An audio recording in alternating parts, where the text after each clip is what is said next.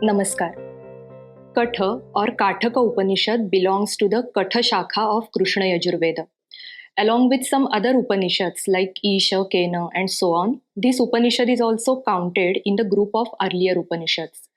Katha Upanishad is divided into two adhyayas, and each of the adhyayas is further divided into three sections named Vallis. So, there are total 6 Vallis in the Katha Upanishad. With some exceptions, the Kathopanishad is in a metrical form. In this Upanishad, the nature of Atman is revealed through a very beautiful conversation between Yama, the lord of death, and Nachiketas. The Upakhyana of Yama and Nachiketas is in fact a very famous story, and we find it in the Taittiriya Brahmana also. So, let us see now what happened exactly before Nachiketas met Yama. Vajashravasa, father of Nachiketas, performs a Vishwajit sacrifice, namely Yajna, and gives away all his wealth at this sacrifice, that is Yajna. Therein, he gives the barren cows as Dakshina. Nachiketas sees this. Nachiketas is described to be Kumara, that is a young boy, but he is speculative. Due to his affection towards his father, he feels that by giving such dakshina, his father would attain the worlds of unhappiness. So, with desire for his father's good, he thinks that this imperfection occurred in the yajna could be removed by offering himself to someone. So, he asks his father, "O father, to whom will you give me?" His father neglects the question. But when Nachiketas repeatedly asks him the same question, he becomes angry and says, "Mrutyave tva dadami. I offer you to death." And thus, Nachiketas goes to Yama's abode. Yama is away, and so Nachiketas stays there for 3 nights waiting for Yama without eating anything. When Yama returns and comes to know this, he offers Nachiketas 3 boons. By the first boon, Nachiketas desires reconciliation with his father. He says that his father would become free from anxiety and anger towards him. And when he would return his home, his father would recognize him and also would talk to him. By the next boon, Nachiketas wishes to know about Agni, that is fire, by means of which one attains heaven. Yama fulfills both these desires of Nachiketas without any hesitation. And now, with the permission of Yama, Nachiketas asks the third boon.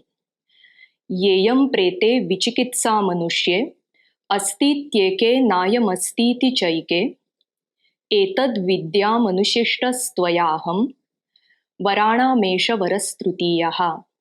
There is a doubt regarding a man when he dies. Some say he exists after death, and others say he does not exist. O Yama, I would like to know this with the help of your instructions. This is the third of my boons. Thus, by the third boon, Nachiketas chooses to know the state of Jiva, that is, individual soul after death. And Yama also henceforth explains the true nature of soul to Nachiketas. But before that, Yama examines the adhikara, that is, eligibility or fitness of Nachiketas for attaining the Atma Vidya. We know that Upanishad is a Rahasya Vidya. It cannot be imparted to unworthy person. So, Yama at first denies answering to the query of Nachiketas. He says, even the gods also previously had doubts regarding this.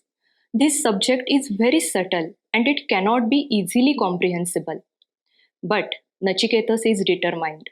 So, Yama once again tries to tempt Nachiketas by offering him long life and various kinds of enjoyments like sons, grandsons, elephants, horses, gold, and many more things. But Nachiketas is aware of the transitory nature of all these enjoyments.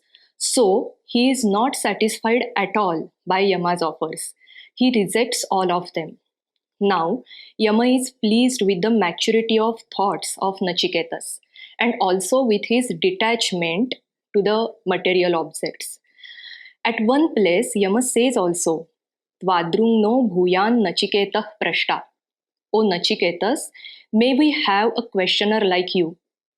Yama, in this way, starts to impart the knowledge of Atman to Nachiketas. Here, Nachiketas has discarded the preyas, namely pleasant things, and he has selected to know about the soul.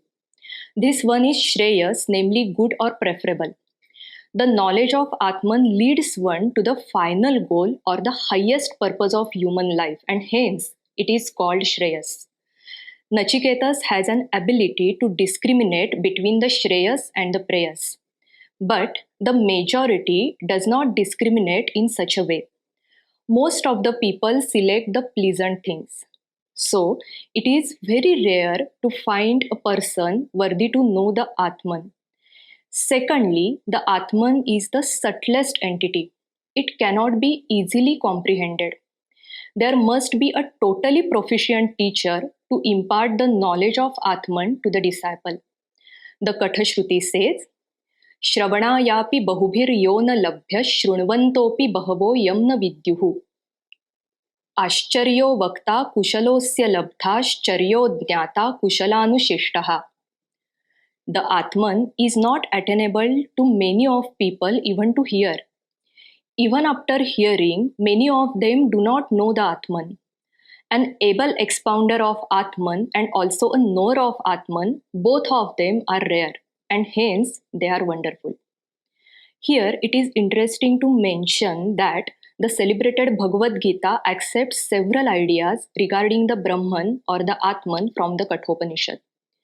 Even some lines from this Upanishad are seen to be adopted in the Gita, of course, sometimes with some changes.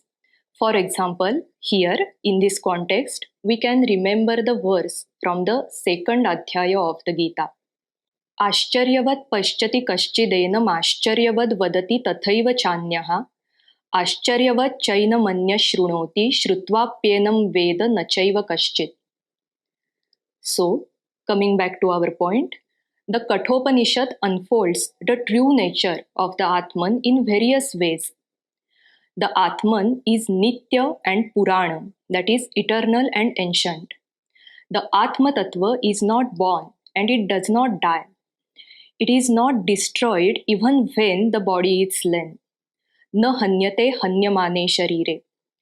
Although it resides in the impermanent bodies, it is bodiless. Ashariram sharireshu anavastheshu avasthitam. The Atman is distinct from gross body, sense organs, mind, and so on. He is the Lord of the body. To explain the connection of Atman with body, the Katha Shruti uses an analogy of a chariot. Atmanam rathinam vidhi shariram rathamevatu buddhim tu sarathim vidhi manah pragrahamevacha. Indriyani hayanahur vishayansteshu gocharan Atmendriya manoyuktam bhokte tyahur manishinaha. Here, the body is told to be a chariot and the Atman is the lord of this chariot. Buddhi, namely intellect, is the charioteer and manas, that is mind, is its reins. The senses are the horses and the objects of the senses are the roads.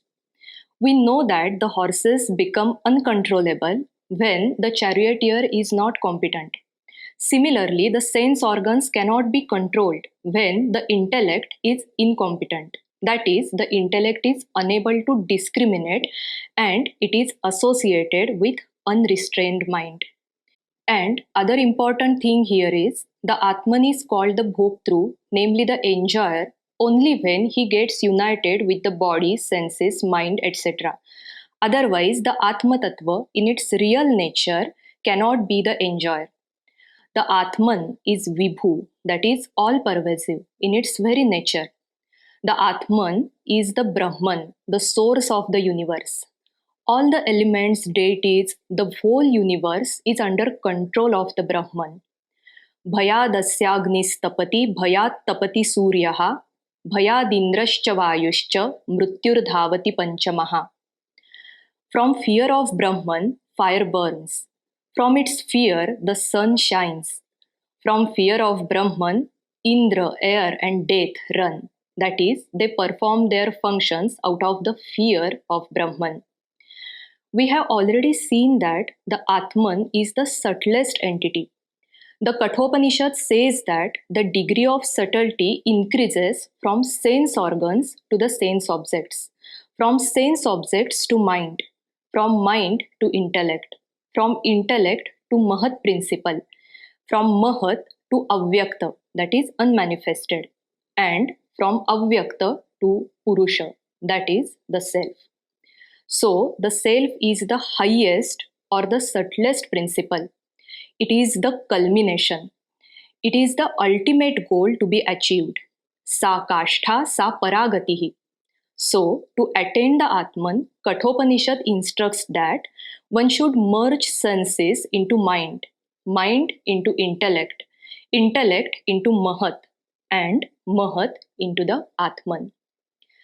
In this way, one who knows or attains the Atman does not get contaminated by the samsara. That is, he becomes free from the cycle of birth and death. But if one dies without attaining the self knowledge, he attains the rebirth according to his karma and jnana. Yoni manye prapadyante sharirattvaya dehinaha sthanu manyenu sayyanti yatha karma yatha shrutam. In this way, Yama elaborates for Nachiketas the nature of the Atman, which is bodiless and free from birth and death. In the Upasamhara, namely the conclusion of the story of Yama and Nachiketas, it is said that Nachiketas attains the inmost Atman through the grace of the Lord of Death and becomes free from death. Thank you.